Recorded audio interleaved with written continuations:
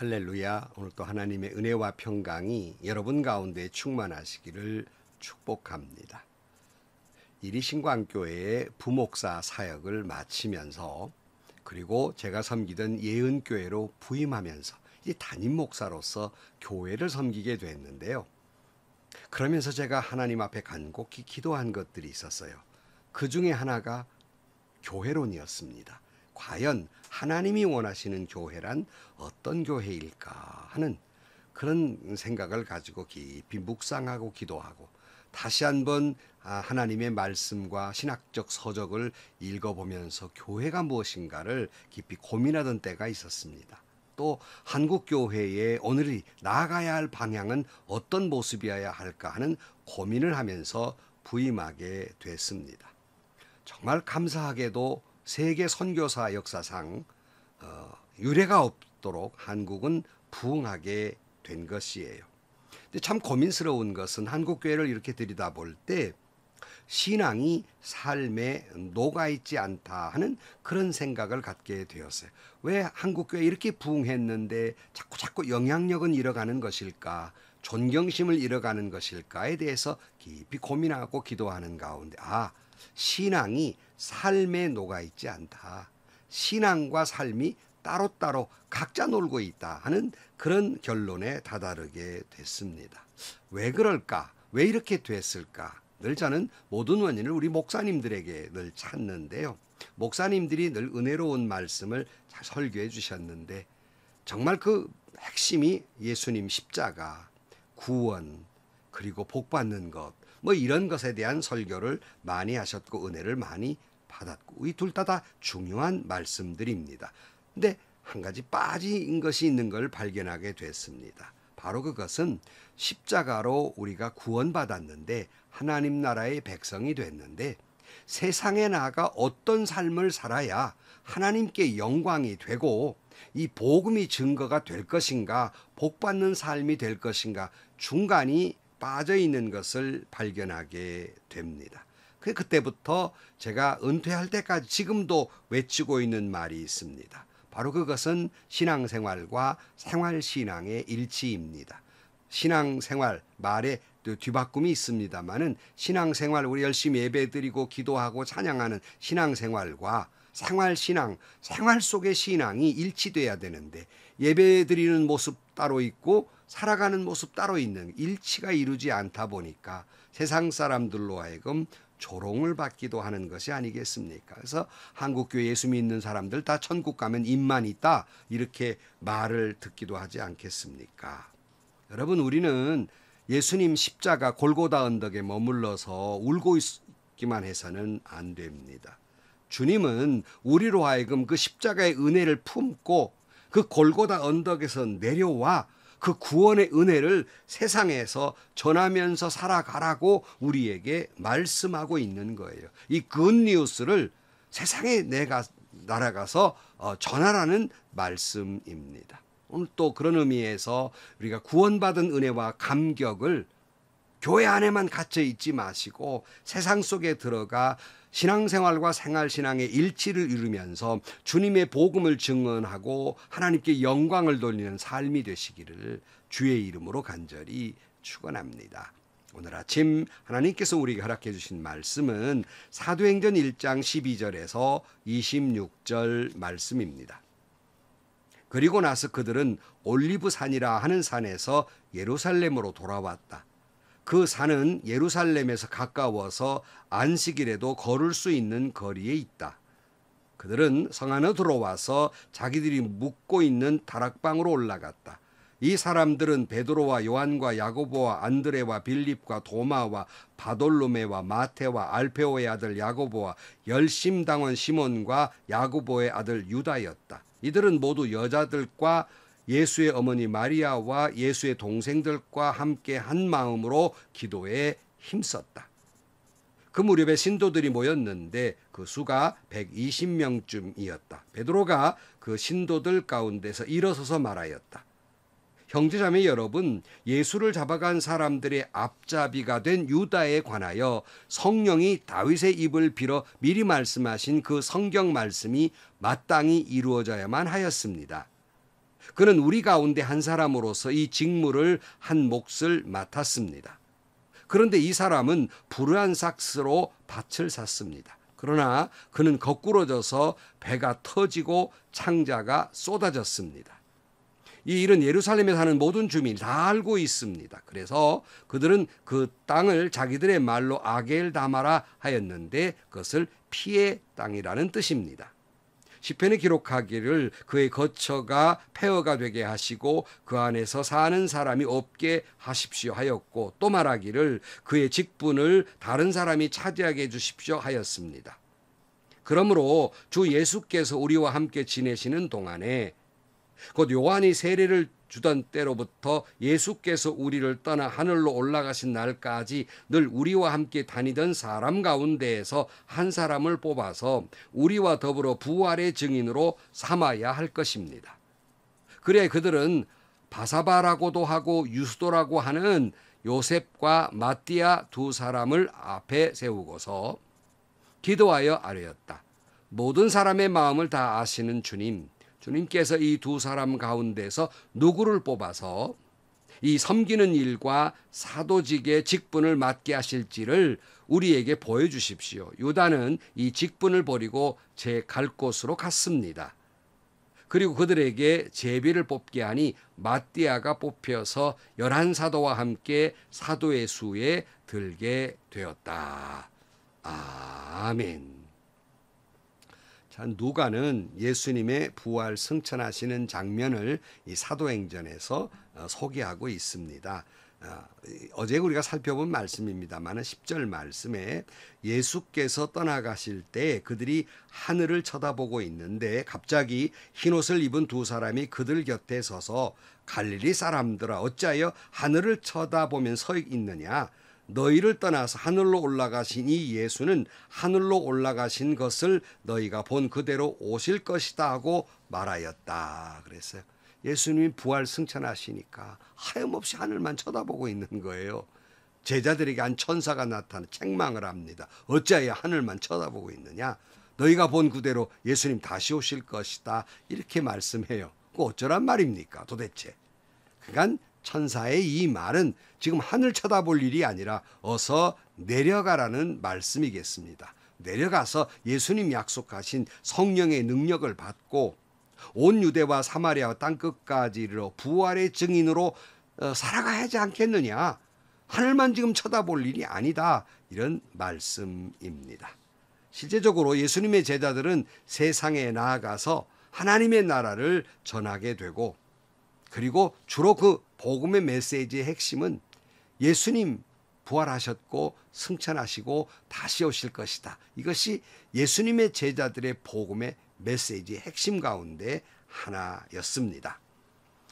그러니까 이 예수님의 제자들이 이 천사의 말을 듣고 정신 번쩍 나가지고 이 올리브산을 내려오게 됩니다. 12절 말씀. 그리고 나서 그들은 올리브산이라고 하는 산에서 예루살렘으로 돌아왔다.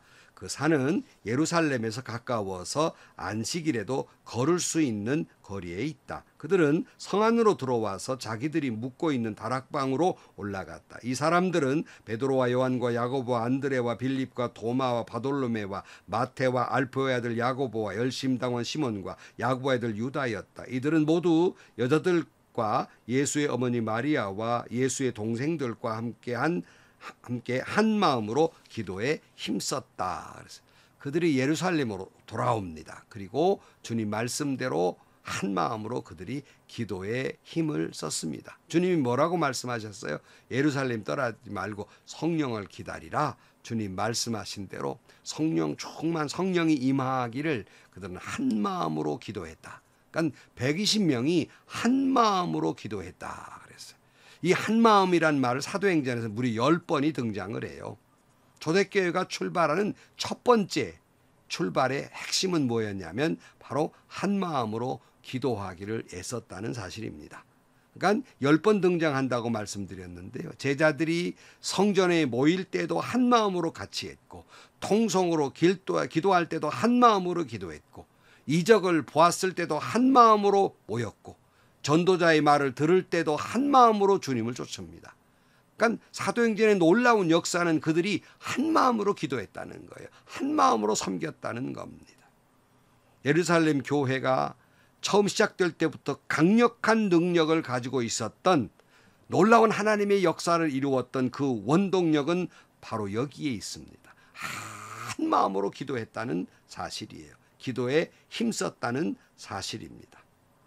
물론 이들 안에는 각양각색의 사람들이 있어요. 과거에 직업이나 어부연 사람이나 세리도 있고, 또 로마의 관료 출신, 가난한 시골 출신 등도 있고, 신분이 달랐고 살아가는 방식도 다 달랐지만, 그러나 그들은 오직 한 마음으로, 한 가지 목표로, 한 가지 믿음을 가지고 열심히 성령이 임하기를 기도했다 하는 말씀입니다.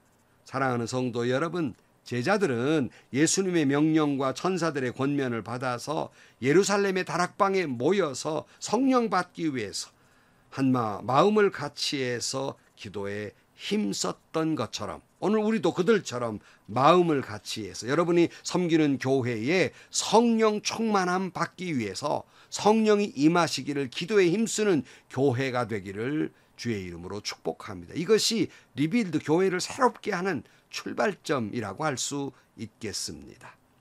자, 그런데 이런 은혜로운 과정 속에서 베드로가 일어서서 가룟 유다의 죽음에 대해서 참 입에 담기 힘든 그런 죽음의 모습을 이야기하게 됩니다. 그래서 오늘 17절 말씀에 있는데요.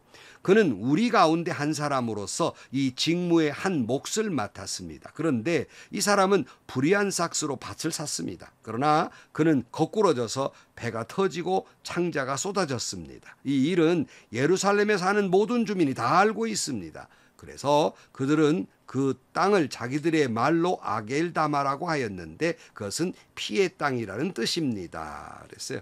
가룟유다의 죽음은 마태복음 27장에도 기록되어 있는데 거기에는 목매어 죽었다 스스로 이렇게 되어 있습니다. 아마 전후 문맥으로 보아서 가룟유다가 양심의 가책을 느꼈든지 회개는 하지 않았으면 후회는 했어요.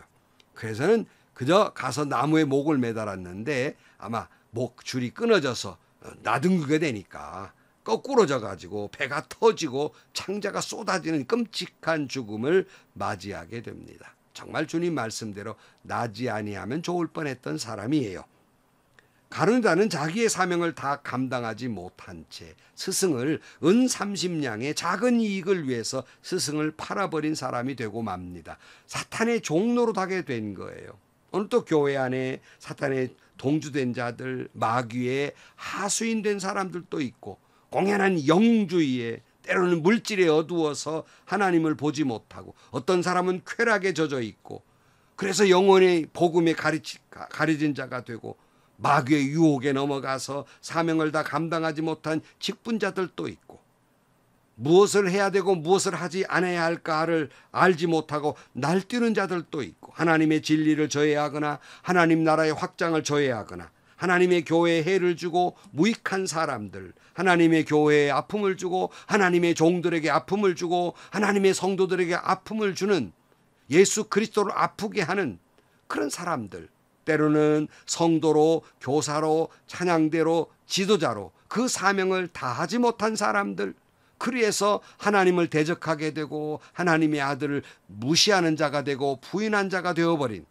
가룟유다와 같은 사람들이 많이 있고, 그들의 마지막도 가룟유다와 같을 것이라는 사실을 기억해야 할 것입니다. 성도 여러분, 이 말씀을 듣는 여러분들은 하나님의 부름을 받고 사명을 주셨으니 성령 충만해서 성령이 이끄시는 대로 그 사명을 잘 감당하는 여러분들이 되시기를 축복합니다. 물론 이 과정이 하나님 나라의 복음을 전하고 사명을 감당하는데 어찌 좋은 일만 있을 수 있겠습니까? 험한 일을 만나기도 하고 시험을 당하기도 하고 핍박을 받기도 하고 시련을 겪기도 합니다. 그러나 여러분, 우리는 주님이 이끄시는 대로 그 사명을 충실히 감당해야 할 것입니다. 근데 베드로가 왜 갑자기 이 대목에서 가룟유다의 죽음을 말하고 있나?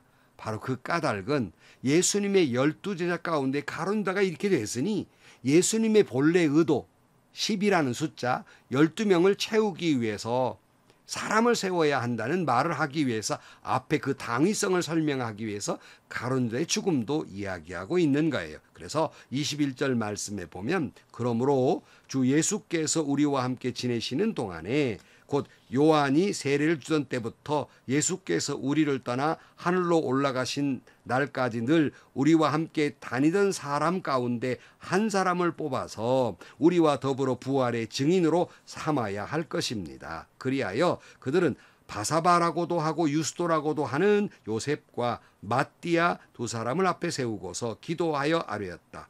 모든 사람의 마음을 다하시는 주님, 주님께서 이 두 사람 가운데 누구를 뽑아서 이 섬기는 일과 사도직의 직분을 맡게 하실지 우리에게 보여주십시오. 유다는 이 직분을 버리고 제갈 곳으로 갔습니다. 그리고 그들에게 제비를 뽑게 하니 mattia가 뽑혀서 11 사도와 함께 사도의 수에 들게 되었다 그랬어요. 120명 가운데에서 바사바와 mattia를 세우고 합당한 하나님의 사도로서 합당한 사람을 세우게 해달라고 기도하고 제비를 뽑으니까 mattia가 뽑히게 됐다 하는 거예요. 왜 mattia가 뽑혔는지 본문을 통해서는 하나님의 뜻인 것밖에는 우리가 알 도리가 없지만 이런 해석을 하시는 분도 계세요. 여기 바사바라고 하는 이름의 뜻은 바르, 그러니까 아들이라는 뜻이죠. 그리고 사바트, 안식이라는 뜻을 가지고 있어서 이 두 단어를 합성하면 안식일의 아들이라는 뜻이 되고 또 유스도라는 말도 올바르다, 의로운 사람이다 하는 의미를 가지고 있다는 거예요. 그래서 어찌 보면 이 바사바는 아주 완벽한 사람이에요. 올바른 사람이고 정도를 가는 사람이에요.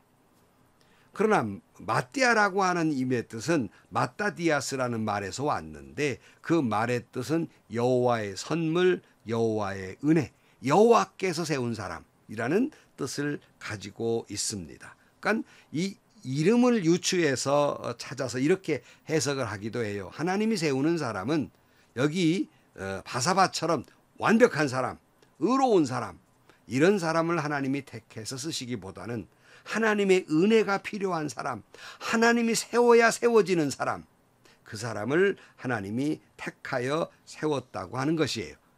사람은 어떤 인물을 세울 때에는 뽑을 때는 완벽한 사람을 뽑으려 하지만 하나님은 완벽한 사람보다는 완벽하면 하나님을 의지하지 않거든요. 혼자 100점인데 뭐라 하나님을 의지하겠어요. 하나님 그런 사람을 택하지 않고 하나님의 은혜가 아니면 설 수도 없는 사람, 하나님의 은혜를 목마른 사람처럼 갈급한 사람, 자기 부족을 알고 하나님의 은혜 안에 살기를 원하는 사람, 비리비리하지만 하나님의 은혜를 구하는 사람, 그런 사람을 하나님은 세우신다는 말씀입니다.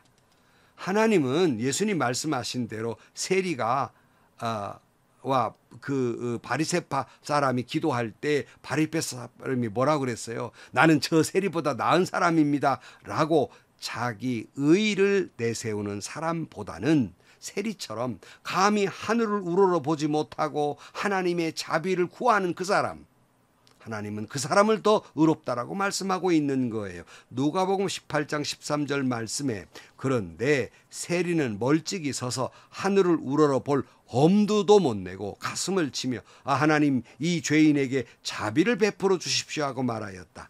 내가 너에게 말한다. 의롭다고 인정을 받고서 자기 부로 내려간 사람은 저 바리새파 사람이 아니라 이 세리다. 누구든지 자기를 높이는 사람은 낮아지고 자기를 낮추는 사람은 높아질 것이다. 말씀하고 있는 것이 아니겠습니까? 자, 사랑하는 성도 여러분, 우리 본문을 통해서 하나님의 나라의 복음을 전하기 위해서 교회가 세워져 가는 과정을 보는데 한국교회가 리빌드 다시 한번 새롭게 되기 위해서 주시는 교훈이라고 생각하고 그 첫 번째는 뭐냐면 우리가 그냥 십자가 밑에 하늘을 우러만 볼 것이 아니라 한 마음으로 성령이 임하기를 기도해야 한다는 사실이에요. 그 두 번째는 한국교회는 서로 자신의 의의를 내세우는 바리새적 신앙을 버리고 감히 하늘을 우러러보지도 못하고 하나님의 자비와 하나님의 은혜를 구할 때 한국교회는 더 은혜가 충만한 교회, 다시 새롭게 되는 교회가 될 줄로 믿습니다.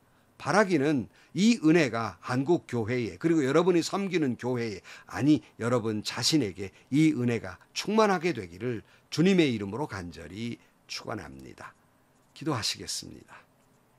하나님 아버지, 우리 자신의 신앙이 새롭게 되고 우리가 섬기는 교회가 새롭게 되고 한국 교회가 새롭게 되기를 소망합니다. 이를 위해 성령이 충만하게 우리 가운데 임하여 주옵소서. 이를 위해서 우리 교회가, 한국 교회가 한 마음으로 기도하게 하여 주옵시고, 서로 의를 내세우고 자기가 더 거룩하고 자기가 더 훌륭한 신앙인이라고 자랑할 것이 아니라 서로가 내가 죄인이라고 가슴을 치면서 하나님의 자비와 은혜를 구하는 모든 성도들이 되게 해주셔서 더욱 하나님의 은혜가 넘치는 우리와 우리 교회와 한국교회가 되게 하여 주옵소서. 그리하여 새롭게 되게 하여 주옵소서. 예수님의 이름으로 기도하옵나이다. 아멘. 여러분 자신과 여러분이 섬기는 교회와 한국교회가 새롭게 되는 길은 다른 길이 없어요. 한 마음으로 성령이 임하시기를 기도하는 길밖에 없습니다. 또 뿐만 아니라 서로 간에 공동체 속에서 내가 더 훌륭한 것처럼 남을 비난하고 비판하고 정죄할 일이 아니라 내가 더 큰 죄인이라고 감히 하늘을 우러러보지 못하고 기도하는 세리와 같은 사람이 돼야지, 한국교회가 점점점 자기 의의를 내세우는 바리새파적 신앙이 되어가고 있어요. 심각한 문제가 아닐 수 없습니다. 서로 내 죄가 더 큼을 깨닫고 회개함으로 말미암아서 한국교회와 여러분이 섬기는 교회와 여러분 자신이 더 성령이 충만하고 새롭게 되는 놀라운 역사가 있기를 주의 이름으로 축원합니다. 행복하시고요, 좋은 일이 가득한 하루가 되시기를 주님의 이름으로 간절히 축원합니다.